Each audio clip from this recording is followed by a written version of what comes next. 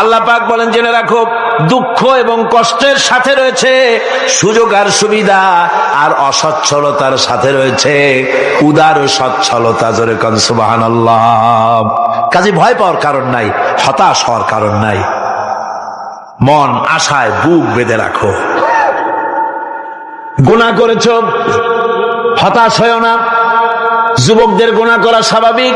ইউনিভার্সিটির ছাত্র, কলেজের ছাত্র, প্রফেসর, শিক্ষক, অফিসার ঘুষ খেয়েছেন, জিনা করা হয়েছে, মদ খাওয়া হয়েছে, মিথ্যা কথা বলা হয়েছে, যাই কিছু করেন না কেন ভয় পাওয়ার কারণ নাই, নিরাশ হওয়ার কোনো দরকার নাই। আল্লাহ পাক ডেকে বলেছেন, কুল ইয়া ইবাদিয়াল্লাযীনা আসরাফু আলা আনফুসিহিম লা তাকনাতু মির রাহমাতিল্লাহ। আরে আমার আল্লাহর মতো এত ভালো আর কেউ আছে? এত দরদ আর কারো আছে? আমার আল্লাহ বলেন, ও নবী আপনি শুনায় দেন, হে আল্লাহর বান্দারা, তোমরা যারা নিজেদের উপরে বাড়াবাড়ি করেছো, নিজেদের উপরে জুলুম করেছো, অত্যাচার করেছো, আমি আল্লাহর রহমত থেকে নিরাশ হয়ে যেও না। মানুষ যদি অপরাধ করে, বাপের সাথে অপরাধ করেছে, মায়ের সাথে অপরাধ করেছে, মা বাবা সন্তানের চাইতে এত বড় কল্যাণকামী তো আর কেউ নাই, কিন্তু মা বাবা কোনোদিন বলে না আয় আমার ছেলে তোরে মাফ করে দেই, এরকম বলে নাকি? মন চায় ছেলে যদি মাপ চাইতো, খুশি হয়ে মাফ করে দিতাম, কিন্তু কেন যে আসে না, ডাকে না যে আয় মাফ করে দেই। মা বাপ আপনাকে এত ভালোবাসে, সেই মা বাপও আপনাকে বলে না যে আয় মাফ করে দেই। আমার আল্লাহ হচ্ছেন এমন আল্লাহ, আল্লাহ রাব্বুল আলামিন ডাকেন, এ বান্দা খুন করেছিস ফিরে আয়, জিনা করেছিস ফিরে আয়, হত্যা করেছিস ফিরে আয়, চুরি করেছিস ফিরে আয়, কুফরি করেছিস ফিরে আয়, সুদ খেয়েছিস, ঘুষ খেয়েছিস, মদ খেয়েছিস ফিরে আয়, এসে আমার দরবারে চোখের পানি ফেল, আমার দরবারে কাঁদাকাটি কর। ইন্নাল্লাহা ইয়াগফিরুয যুনুবা জামিআ ইন্নাহু হুয়াল গফুরুর রহিম। আমার দরবারে চোখের পানি ফেলে কান, আমি রব্বুল আলামিন জিন্দেগীর গুনাহ মাফ করে দেব। সুবহানাল্লাহ কোন, সুবহানাল্লাহ কোন। আমার কাছে কান, চোখের পানি ফেল। আল্লাহ রাব্বুল আলামিনের কাছে বান্দার দুইটা ফোঁটা বেশি প্রিয়। একটা হলো জিহাদের ময়দানে যে রক্ত ফোঁটা দেওয়া হয়, এটা আল্লাহর কাছে প্রিয়। আর আল্লাহর ভয়তে গুনার জন্য লজ্জা করে, অনুশোচনা করে বান্দা যখন চোখের পানি ছেড়ে দেয়, আল্লাহর কাছে এটা অত্যন্ত প্রিয়। নবীজি বলেছেন, বান্দা যখন গুনার ভয়তে, আল্লাহর ভয়তে, জাহান্নামের ভয়তে অনুশোচনা করে যখন চোখ দিয়া পানি ছেড়ে দেয়, ওই চোখের পানি নাকের অর্ধেক আসতে না আসতে আল্লাহ রাব্বুল আলামিন বান্দারে মাফ করে দেন। আল্লাহ বরদাস্ত করতে পারেন না যে বান্দা কান্দু। আমার ভাইরা, আল্লাহ রহমত, এই পৃথিবীতে আল্লাহর রহমতকে 100 ভাগ করা হয়েছে। আল্লাহ রহমতের কত ভাগ? এই 100 ভাগের 1 ভাগ সারা পৃথিবীতে ছড়াই দেওয়া হয়েছে। আর 99 ভাগ কার কাছে? আল্লাহর কাছে। 1টা ভাগ দুনিয়া ছড়ানো হয়েছে আদম আলাইহিস সালাম থেকে নিয়ে এই পর্যন্ত, এখান থেকে নিয়ে কিয়ামত পর্যন্ত পৃথিবীতে যত মানুষ আসবে, যত প্রাণী আসবে, তাদের মধ্যে প্রাণী জগতেও গাভী তার বাছুরকে ভালোবাসে, ঠিক কিনা? হাতি তার বাচ্চাকে ভালোবাসে, ঠিক কিনা? মুরগি তার বাচ্চাকে ভালোবাসে কিনা? প্রত্যেক মাই তার সন্তানকে ভালোবাসে মানুষের মতো। এই ভালোবাসা, স্নেহ, এই মমতা, এই করুণা, এই মহব্বত একটা ভাগ দুনিয়ায় দেওয়ার পর আপনি আর আমি যতটুকুন ভাগে পেয়েছি সেই মহব্বতে, স্ত্রীর মহব্বতে অস্থির, মায়ের মহব্বতে অস্থির, সন্তানের মহব্বতে অস্থির। এখন চিন্তা করেন, একটা ভাগ সারা পৃথিবীতে বিতরণ করার পর যেটুক পেয়েছি তাতে যদি এত মহব্বত হয়, তাহলে এর 99 ভাগ মহব্বত যে আল্লাহর কাছে জমা আছে, এই বান্দার জন্য তার কত মহব্বত, এই বান্দার জন্য কত করুণাতা, কত মহব্বতটা, কত দয়াটা।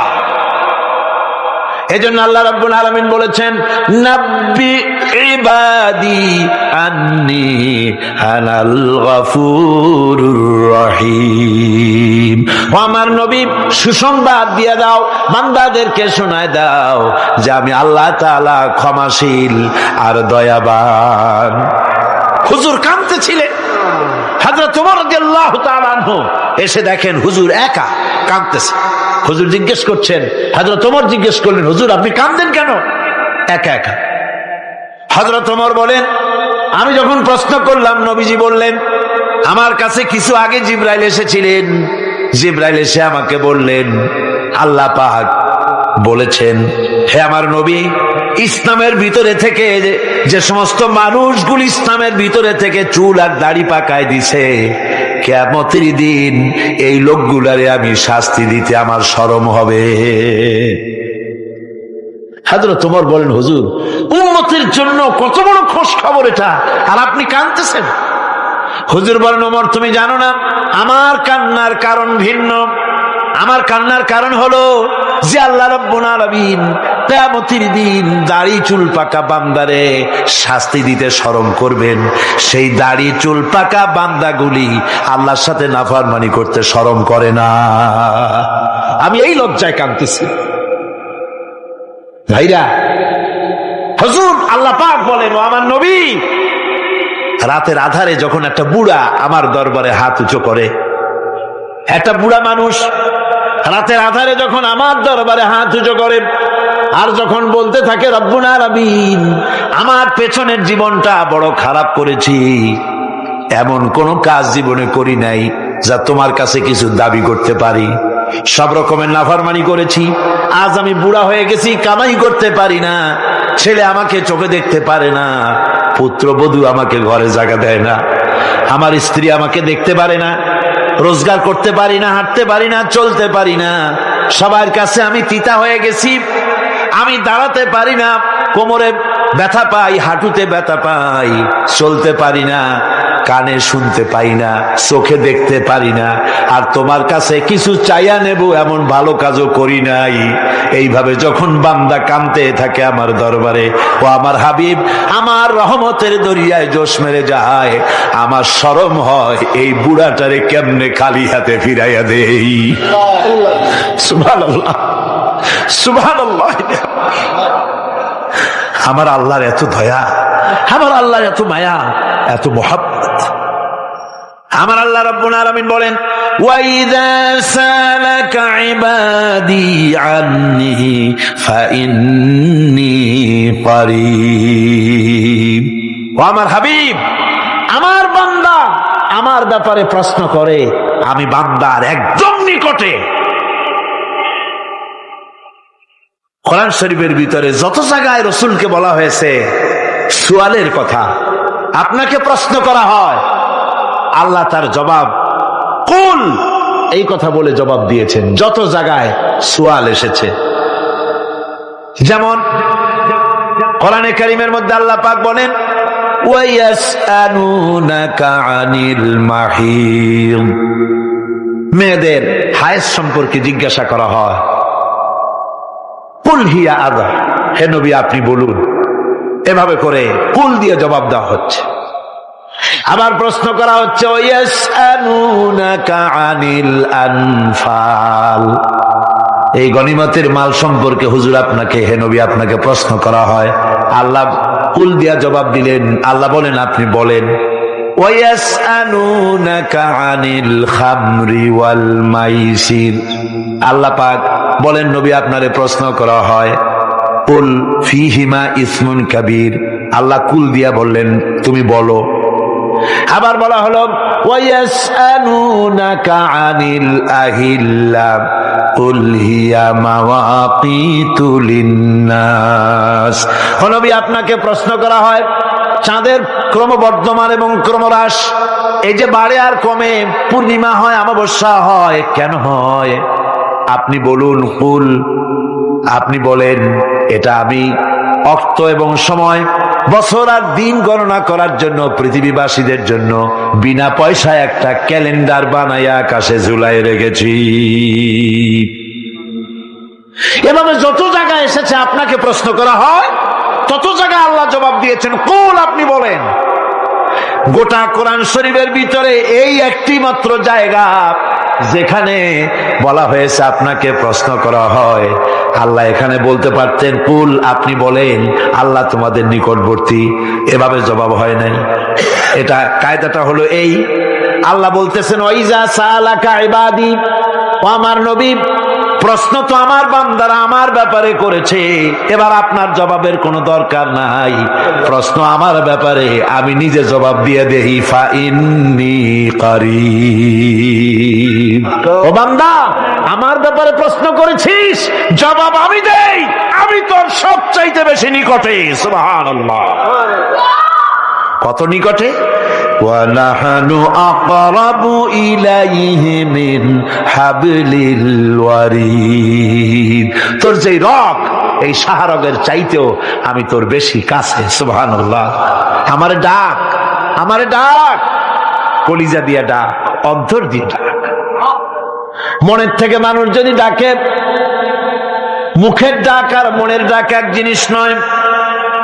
दिल से जुबात निकलती है, असर रखती है, पर नहीं मगर ताकते परवाज रखती है।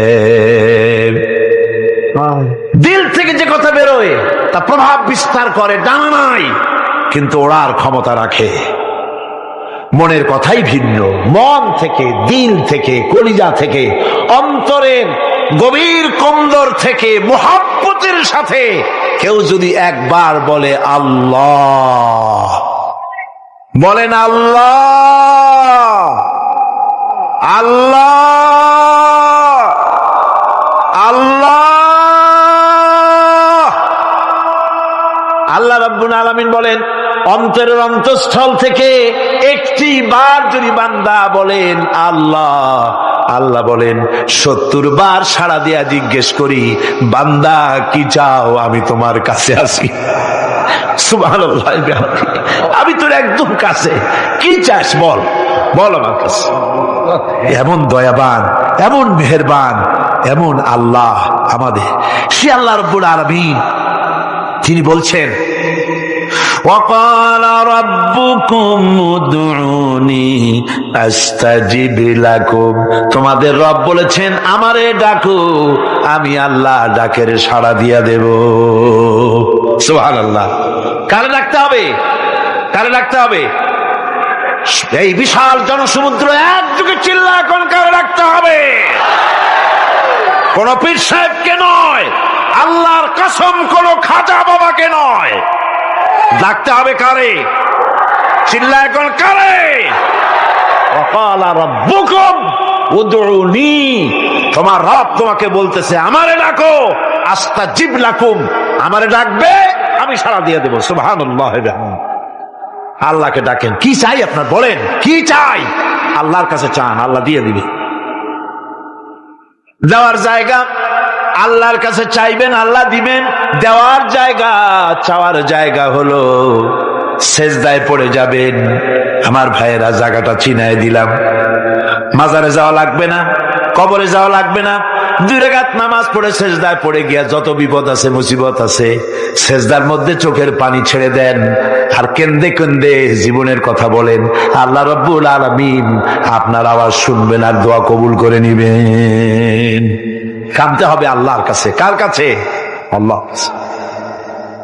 সুম্মা ইস্তাগফিরুল্লাহ, আর এরপরে সে যদি আমি আল্লাহর কাছে ক্ষমা চাই, ইয়াজিদিল্লাহ গফুরার রহিমা, সে আমি আল্লাহকে গফুর এবং রহিম হিসাবে পাবে। সুবহানাল্লাহ। আল্লাহকে গফুর এবং রহিম হিসাবে পাওয়া যাবে। সব আল্লাহকে বলতে হবে, গুনাহ মাফ চাইতে হবে। এই জন্য হুজুর সাল্লাল্লাহু আলাইহি ওয়াসাল্লাম দৈনিক 100 বার তওবা পড়তেন। কোন হাদিসে আছে 70 বার, কোন হাদিসে আছে 100 বার তওবা পড়তেন। নামাজের পরে তো প্রত্যেক নামাজই পড়তেন হুজুর, সালাম ফিরাতেন আর সাথে সাথে বলতেন আল্লাহু আকবার, আস্তাগফিরুল্লাহ, আস্তাগফিরুল্লাহ, আস্তাগফিরুল্লাহ। মনে থাকবে আপনাদের? মনে থাকবে? সালাম ফিরাইয়া কি বলবেন? না, সালাম ফিরে